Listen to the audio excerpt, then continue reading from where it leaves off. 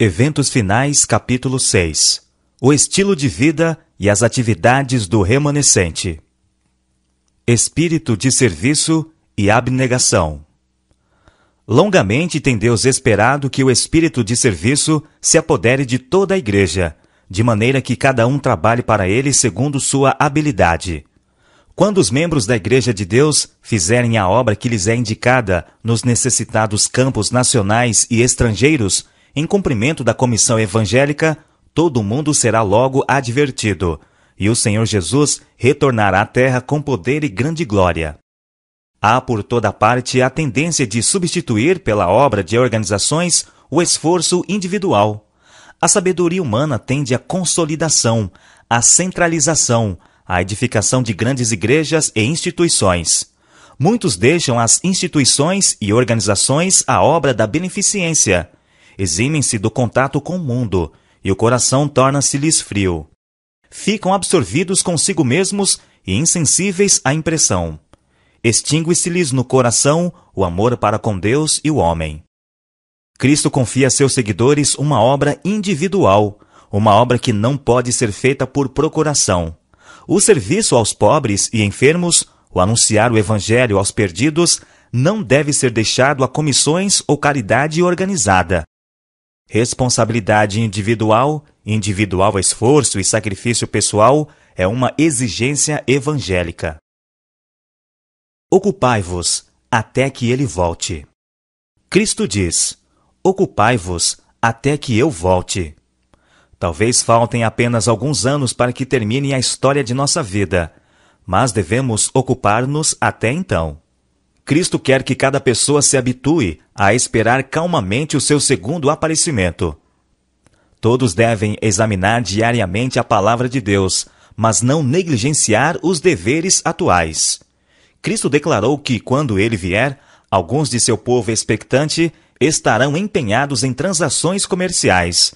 Alguns estarão semeando no campo, outros ceifando e recolhendo o que foi ceifado, e outros ainda moendo no moinho.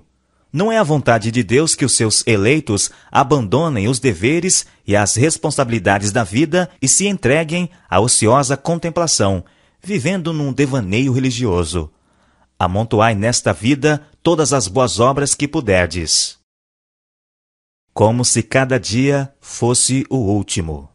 Devemos vigiar e trabalhar e orar, como se este fosse o último dia que nos fosse concedido. Nossa única segurança está em realizar o nosso trabalho para cada dia, como ele se apresenta, labutando, vigiando, esperando, confiando em todas as ocasiões na força daquele que esteve morto, mas reviveu e está vivo para todo sempre. Cada manhã consagrai-vos e vossos filhos a Deus para esse dia. Não façais cálculos para meses ou anos, eles vos não pertencem. Um curto dia é o que vos é dado. Como se fosse esse o vosso último dia na terra, trabalhai para o Mestre durante as suas horas. Deponde perante ele todos os vossos planos, para serem executados ou rejeitados, conforme o indique a sua providência. Conscienciosa observância do sábado. É intuito do Pai Celestial preservar entre os homens, mediante a observância do sábado, o conhecimento de si mesmo. Seu desejo é que o sábado nos aponte a ele como o único Deus verdadeiro, e pelo conhecimento dele possamos ter vida e paz. Durante toda a semana nos cumpre ter em mente o sábado e fazer a preparação indispensável, a fim de observá-lo conforme o mandamento. Não devemos observá-lo simplesmente como objeto de lei. Devemos compreender suas relações espirituais com todos os negócios da vida. Quando o sábado é desta forma lembrado, as coisas temporais não influirão sobre o exercício espiritual de modo a prejudicá-lo. Nenhum serviço atinente aos 6 dias de trabalho será deixado para o sábado. Devem-se atender às necessidades da vida, cuidar dos doentes, suprir as faltas dos necessitados. Não será tido por inocente o que negligenciar a aliviar o sofrimento no sábado. O santo dia de repouso de Deus foi feito para o homem, e os atos de misericórdia se acham em perfeita harmonia com seu desígnio. Deus não deseja que suas criaturas sofram uma hora de dor que possa ser aliviada no sábado, ou noutro dia qualquer. fiéis nos dízimos e nas ofertas. O dízimo é sagrado, reservado por Deus para si mesmo. Tem de ser trazido ao seu tesouro para ser empregado em manter os obreiros evangélicos em seu labor. Lede atentamente o 3º capítulo de Malaquias e vede o que diz o Senhor a respeito do dízimo. O Novo Testamento não dá novamente a lei do dízimo, como também não a dá a do sábado, pois pressupõe a validade de ambos e explica sua profunda importância espiritual. O Senhor convida hoje os adventistas do 7º dia de todas as partes para a Ele se consagrarem e fazerem, segundo sua capacidade, o máximo que lhes for possível para auxiliar sua obra. Por sua liberalidade ao fazer donativos e ofertas, deseja Ele que revelem apreço por suas bênçãos e gratidão por sua misericórdia. Caridade à beira da morte é um pobre sucedâneo da beneficência em vida. As necessidades da causa aumentarão continuamente à medida que nos formos aproximando do fim do tempo. Somos colocados sob prova no mundo, a fim de determinar nossa habilitação para a vida futura. Nenhum daqueles cujo caráter estiver maculado com a nódoa imunda do egoísmo poderá entrar no céu. Portanto, Deus nos prova aqui, concedendo-nos posses temporais, para que o uso que disso fizermos possa revelar se nos poderão ser confiadas as riquezas eternas. Estabelecer novas instituições. Alguns poderão dizer: se o Senhor vem logo, que necessidade há de estabelecer escolas, sanatórios e fábricas de alimentos? Que necessidade há de que nossos jovens aprendam ofícios? Está no desígnio do Senhor que constantemente desenvolvamos os talentos que nos deu. Não podemos fazer isto a menos que os usemos. A perspectiva da breve volta de Cristo não deve conduzir à indolência. Ao contrário, ela deve nos levar a fazer tudo o que pudermos para abençoar e beneficiar a humanidade. Uma grande obra precisa ser efetuada em todas as partes do mundo, e porque o fim está perto, ninguém deve deduzir que não é necessário especial esforço para edificar as diversas instituições que a causa requer. Quando o Senhor nos ordenar que não façamos mais nenhum esforço para construir casas de culto e estabelecer escolas, sanatórios e casas publicadoras, terá chegado o tempo de cruzarmos os braços e deixar que o Senhor termine a obra. Mas agora temos a oportunidade de manifestar nosso zelo pelo Senhor e nosso amor pela humanidade. Obra médico-missionária. À medida que a agressão religiosa destruir as liberdades de nossa nação, os que quiserem permanecer ao lado da liberdade de consciência serão colocados em situações desfavoráveis. Em seu próprio interesse, devem eles, enquanto têm oportunidade, tornar-se entendidos com respeito às doenças, suas causas, maneiras de evitá-las e a cura. E os que isto fazem encontrarão um campo de trabalho em qualquer parte. Haverá sofredores, quantidade deles, que necessitarão de auxílio, não só entre os de nossa própria fé, mas principalmente entre aqueles que não conhecem a verdade. Desejo dizer-vos que em breve nenhuma obra será realizada pelo plano ministerial, senão a obra médico-missionária. O povo de Deus dá valor à sua saúde. Foi-me mostrado que a reforma de saúde é uma parte da mensagem do terceiro anjo e está tão intimamente ligada a ela como o braço e a mão ao corpo humano. Chá, café, fumo e álcool precisam ser apresentados como condescendências pecaminosas. Não podemos pôr a carne, os ovos, a manteiga e o queijo em pé de igualdade com esses artigos colocados sobre a mesa. Estes não devem ser postos na frente como o tema principal de nossa obra. Os primeiros, chá, café, fumo, cerveja, vinho e todas as bebidas alcoólicas, não devem ser ingeridos moderadamente, mas rejeitados. A verdadeira temperança nos ensina a dispensar inteiramente todas as coisas nocivas e usar judiciosamente aquilo que é saudável. Ar puro, luz solar, abstinência, repouso, exercício, regime conveniente, uso de água e confiança no poder divino. Eis os verdadeiros remédios. Tudo quanto prejudica a saúde não somente diminui o vigor físico, como tende a enfraquecer as faculdades mentais e morais. A condescendência com qualquer prática nociva à saúde torna mais difícil a uma pessoa o discernir entre o bem e o mal, e daí mais difícil resistir ao mal. Retornar à alimentação original. Deus está procurando levar-nos de volta, passo a passo, a seu desígnio original, que o homem subsista com os produtos naturais da terra. Entre os que estão aguardando a vinda do Senhor, deve a alimentação cárnea ser finalmente abandonada. A carne deixará de fazer parte de seu regime alimentar. Devemos ter isto sempre em mente e procurar agir firmemente nesse sentido. Devem ser vistas maiores reformas entre o povo que pretende estar aguardando o breve aparecimento de Cristo. A reforma de saúde deve realizar uma obra entre o nosso povo que ela ainda não realizou. Há os que devem estar atentos para o perigo de comer carne, pois ainda estão ingerindo a carne de animais, arriscando assim a saúde física, mental e espiritual. Muitos que agora estão apenas meio convertidos no tocante à questão de comer carne, se afastarão do povo de Deus para não mais andar com eles. Tempo de jejum e oração.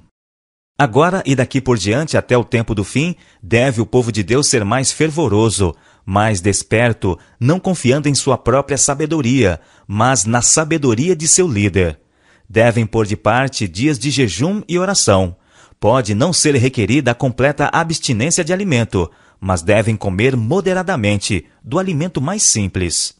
O verdadeiro jejum, que deve ser recomendado a todos, é a abstinência de qualquer espécie estimulante de alimento e o uso apropriado de alimento saudável e simples, que Deus proveu em abundância. Os homens precisam pensar menos no que comer e beber em matéria de alimento temporal, e muito mais em relação ao alimento do céu, que dará tono e vitalidade a toda a experiência religiosa. O fermento da piedade não perdeu inteiramente seu poder. Na ocasião em que maiores são o perigo e a crise da igreja, a pequena hoste que permanece na luz estará suspirando e clamando por causa das abominações cometidas na terra. Mais especialmente, porém, suas orações subirão em favor da igreja, porque seus membros estão agindo segundo a maneira do mundo. Inteira confiança em Deus. Por causa de obreiros não consagrados, as coisas por vezes irão mal. Podereis chorar os resultados do mau procedimento de outros, mas não vos acabrunheis. A obra está sob a supervisão do bendito Mestre. Tudo o que ele pede é que os obreiros vão ter com ele para receberem suas ordens e que obedeçam às suas orientações. Todas as partes da obra, nossas igrejas, missões, escolas sabatinas, instituições, tudo tem ele no coração. Por que preocupar-se? O intenso anelo de ver a igreja impregnada de vida tem de ser temperado com a inteira confiança em Deus. Não sobrecarregue ninguém as faculdades que Deus lhe deu, num esforço por promover mais rapidamente a causa do Senhor. Não pode o poder do homem apressar a obra. A ele tem de unir-se o poder dos seres celestiais. Mesmo que todos os obreiros que agora suportam os mais pesados encargos fossem postos de lado, a obra de Deus seria levada avante. O culto familiar. À noitinha e pela manhã, uni-vos aos vossos filhos no culto de Deus, lendo sua palavra e cantando seu louvor. Ensinai-os a repetir a lei de Deus. Sejam os períodos de culto familiar curtos e espirituais. Não deixeis que vossos filhos, ou qualquer membro da família, os tema, devido à monotonia ou à falta de interesse. Quando um capítulo comprido é lido e explicado e se faz uma longa oração, esse precioso culto se torna enfadonho e é um alívio quando passa. Escolha o pai um trecho das Escrituras que seja interessante e facilmente compreendido. Alguns versos serão suficientes para dar uma lição que possa ser estudada e praticada durante todo o dia. Podemos fazer perguntas. Podem-se fazer declarações interessantes. Ou pode ser apresentado, à guisa de ilustração, algum incidente curto e ao ponto. Podem ser cantadas pelo menos algumas estrofes de cânticos animados, e a oração feita deve ser curta e ao ponto. O que dirige a oração não deve orar a respeito de todas as coisas, antes deve exprimir suas necessidades com palavras simples e louvar a Deus com ações de graças. Ter cuidado com a associação com o mundo. Enquanto esta mensagem estiver soando, enquanto a proclamação da verdade estiver realizando sua obra de separação, nós, como fiéis sentinelas de Deus, devemos discernir qual é nossa verdadeira posição. Não devemos coligar-nos a pessoas mundanas, para não ficar imbuídos de seu espírito. para que o nosso discernimento espiritual não se torne confuso e encaremos os que têm a verdade e levam a mensagem do Senhor do ponto de vista das pretensas igrejas cristãs. Ao mesmo tempo, porém, não devemos ser como os fariseus e manter-nos afastados delas. Os que estão aguardando e esperando o aparecimento de Cristo nas nuvens do céu não se misturarão com o mundo em sociedades e reuniões de divertimento, meramente para seu próprio deleite. Obrigar-nos por contratos ou em sociedades ou associações comerciais com os que não pertencem à nossa fé não está de acordo com o plano de Deus. Devemos unir-nos a outras pessoas, uma vez que não sacrifiquemos princípios. Isso não quer dizer que nos unamos às suas lojas e sociedades, mas que os deixemos saber que temos sincera simpatia com a questão da temperança. Recreação aprovada por Deus. É privilégio e dever dos cristãos procurar refrigerar o espírito e revigorar o corpo mediante inocente recreação, com o intuito de empregar as energias físicas e mentais para a glória de Deus. Os cristãos têm ao seu dispor muitas fontes de felicidade e podem dizer com infalível certeza quais são os prazeres lícitos e corretos. Podem gozar de recreações que não dissipem a mente ou aviltem a alma. Não iludam nem deixem após si triste influência que destrua o respeito próprio ou impeça o caminho da utilidade. Caso possam levar consigo a Jesus e manter-se em espírito de oração, estão perfeitamente salvaguardados.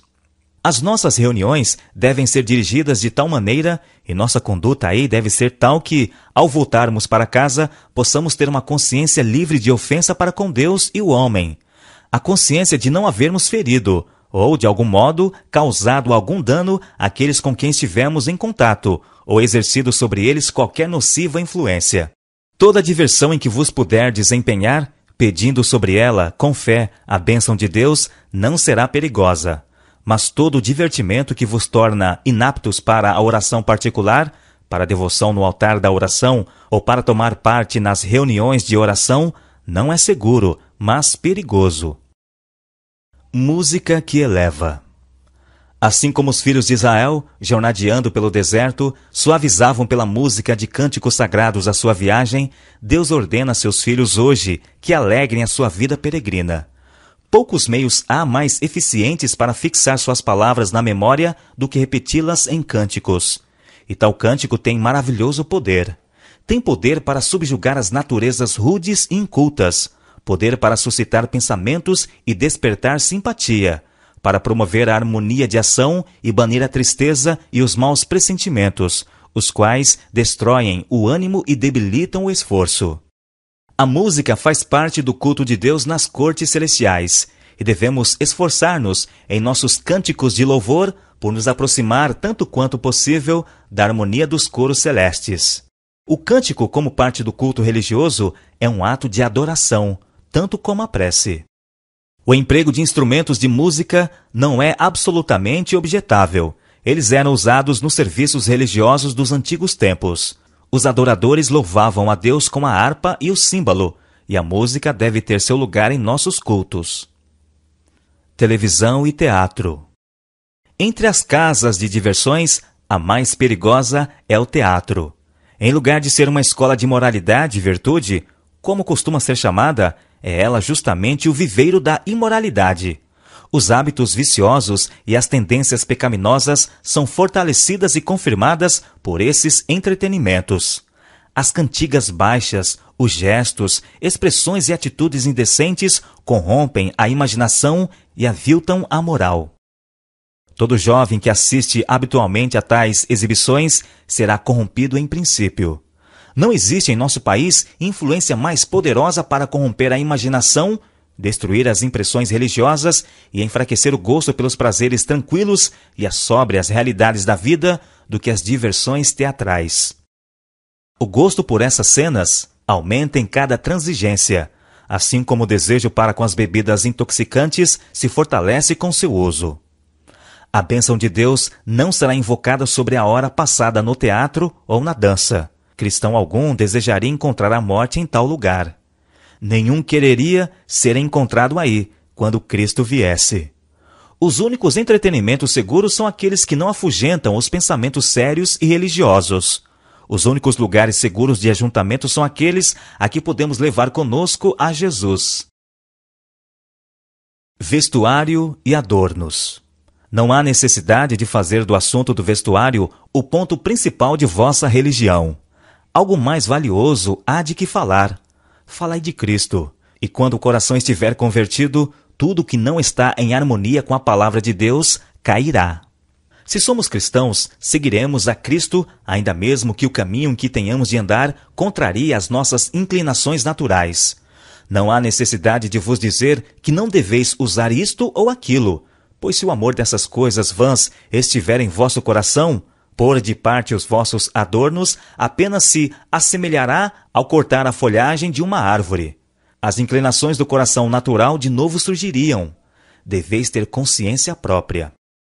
Rogo ao nosso povo que ande cuidadosa e circunspectamente diante de Deus. Segue os costumes no vestir até onde eles se conformem com os princípios da saúde.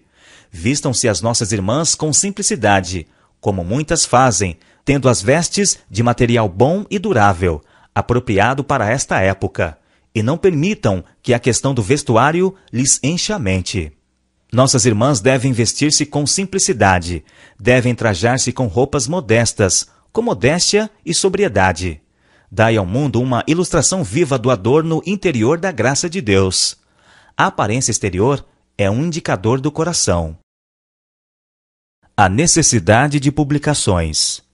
Devem ser editadas publicações, escritas nas línguas mais claras e simples, explicando os assuntos de vital interesse e tornando conhecidas as coisas que sobrevirão ao mundo. A primeira e a segunda mensagens foram transmitidas em 1843 e 1844. Estamos agora sob a proclamação da terceira mensagem, mas todas as três mensagens ainda devem ser proclamadas. Devemos transmitir estas mensagens ao mundo em publicações, em palestras, mostrando na sequência da história profética o que passou e o que está para vir. A verdade deve ser dita sem rebuços, em folhas soltas e brochuras, e estas espalhadas como folhas de outono. Patriarcas e profetas, Daniel e o conflito dos séculos são agora mais necessários do que nunca dantes. Deveriam circular amplamente, porque as verdades a que dão ênfase abrirão muitos olhos cegos. Enquanto durar o tempo da graça, haverá oportunidade de o coportor trabalhar. Nossas revistas não devem conter ataques violentos. Que aqueles que escrevem em nossas revistas não dirijam rudes ataques e alusões que por certo hão de causar dano, e que obstruirão o caminho e nos impedirão de fazer a obra que devemos fazer a fim de alcançar todas as classes, inclusive os católicos. É nossa obra falar a verdade em amor e não misturar com a verdade os elementos não santificados do coração natural e falar coisas que se assemelham ao mesmo espírito possuído por nossos inimigos. Não devemos usar palavras ríspidas e ferinas. Excluí-as de todo o artigo escrito. Eliminai-as de toda palestra proferida. Deixai que a palavra de Deus efetue o ato de cortar e de repreender. Deixai que homens finitos se escondam e permaneçam em Jesus Cristo. Devemos suprimir toda expressão em nossos escritos e declarações que, se não for interpretada ao pé da letra, possa ser deturpada de tal modo que pareça ser contrária à lei e à ordem. Tudo deve ser cuidadosamente considerado, para que não nos tornemos conhecidos por proferir certas coisas que deem a impressão de que somos desleais ao nosso país e suas leis. O cristianismo não se exterioriza em acusações e condenações pugilísticas. Acautelar-se contra questões secundárias. Deus não esqueceu seu povo, escolhendo um homem isolado aqui e outro ali, como os únicos dignos de que lhes confie a verdade. Não dá a um homem luz contrária à estabelecida fé do corpo de crentes. Em toda reforma, surgiram homens pretendendo isso. Ninguém confia em si mesmo, como se Deus lhe houvesse conferido luz especial acima de seus irmãos. Alguém aceita umas ideias novas e originais que não parecem discordar da verdade. Sobre isso se demora, até que lhe parece revestido de beleza e importância, pois Satanás tem poder para lhe dar essa falsa aparência. Por fim, torna-se o seu tema todo absorvente, o único e grande ponto em volta do qual tudo gira, e a verdade é desarraigada do coração. Advirto-vos que vos guardeis contra esses movimentos desviados, cuja tendência é distrair a mente da verdade. O erro jamais é inofensivo, nunca ele santifica, mas sempre traz confusão e dissensão. Enfatizar a unidade, não as diferenças. Existem 1000 tentações disfarçadas, preparadas para os que têm a luz da verdade. E a única segurança para qualquer de nós está em não recebermos nenhuma nova doutrina, nenhuma interpretação nova das Escrituras, antes de submetê-la à consideração dos irmãos de experiência. Apresentai-a a eles, com espírito humilde e pronto para aprender, fazendo fervorosa oração. E se eles não virem luz nisto, atendei ao seu juízo, porque na multidão de conselheiros há segurança. Surgiram homens e mulheres proclamando possuir alguma nova luz ou alguma nova revelação, e cuja tendência é abalar a fé nos marcos antigos. Suas doutrinas não resistem à provada palavra de Deus. Mesmo assim, almas serão enganadas. Farão circular relatórios falsos e alguns serão apanhados pela armadilha. Não podemos ser demasiado vigilantes contra toda forma de erro, pois Satanás está constantemente buscando afastar da verdade os homens. Devemos tornar evidente que é essencial ser unidos, não para requerer que os outros concordem com as nossas ideias, mas porque se todos buscarem a mansidão e humildade de Cristo, terão o mesmo sentimento que Ele. Então, haverá unidade de espírito. Insto com os que professam crer na verdade, que andem em união com os irmãos. Não procureis dar ao mundo ocasião de dizer que somos extremistas, que somos desunidos, que um ensina uma coisa e outro outra. Evitai a dissensão. Como enfrentar os críticos? Aqueles que se têm apartado da fé virão às nossas congregações para distrair nossa atenção da obra que Deus deseja que se faça. Não vos podeis permitir desviar os ouvidos da verdade para as fábulas. Não vos detenhais para procurar converter aquele que está proferindo palavras de reprovação contra a vossa obra, mas deixai que se patenteie que sois inspirados pelo Espírito de Jesus Cristo, e os anjos de Deus vos porão nos lábios palavras que toquem o coração de vossos oponentes. Se esses homens persistirem em sua atitude, aqueles, na congregação, que são dotados de um espírito sensato, compreenderão que vossa norma é a mais elevada. Falai de modo a mostrar que Jesus Cristo está falando por vosso intermédio. Exaltar a palavra de Deus. Se trabalharmos para criar excitação do sentimento, teremos tudo quanto queremos, e mais do que possivelmente podemos saber como manejar. Calma e claramente prega a palavra. Importa não considerar nossa obra criar excitação. Unicamente o Espírito de Deus pode criar um entusiasmo são. Deixai que Deus opere, e ande um instrumento humano silenciosamente diante dele, vigiando, esperando, orando, olhando a Jesus a todo momento, conduzido e controlado pelo precioso Espírito, que é luz e vida. Precisamos ir ao povo com a sólida palavra de Deus, e quando eles receberem essa palavra, o Espírito Santo poderá vir, mas ele vem sempre, como declarei antes, por uma maneira que se recomenda ao discernimento das pessoas. Em nosso falar e em todos os nossos cultos espirituais, devemos revelar a calma e a dignidade e o piedoso temor que atua em todo verdadeiro Filho de Deus. É por meio da palavra, não de sentimentos ou de excitação, que precisamos influenciar as pessoas a obedecer à verdade. Podemos permanecer em segurança sobre a plataforma da palavra de Deus. A obedecer à verdade. Podemos permanecer em segurança sobre a plataforma da palavra de Deus.